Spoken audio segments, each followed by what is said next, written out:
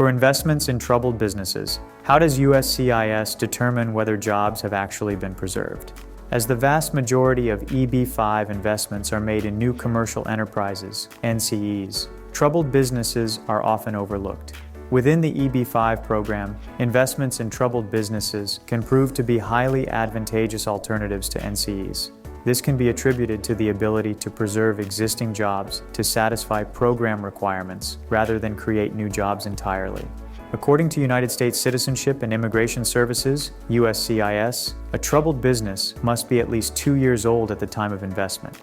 Additionally, it must have suffered a net loss of at least 20% in the 12 or 24-month period before an EB-5 investor files Form I-526E. Included in the I-526E petition is the business plan, which details how the investment will create at least 10 permanent full-time jobs.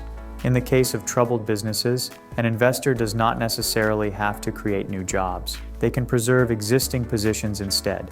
Near the end of the 2-year investment period, an investor must compile and submit Form I-829.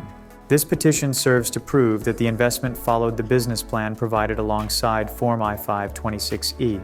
Essentially, an investor must demonstrate that their investment generated or preserved enough jobs.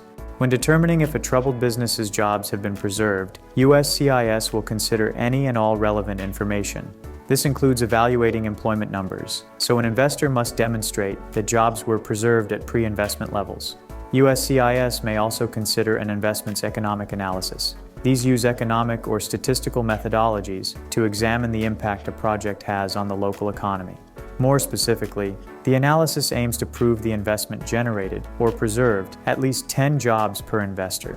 Generally, an economic analysis is only necessary for regional center investments, through which indirect and induced jobs can count towards the job creation requirement.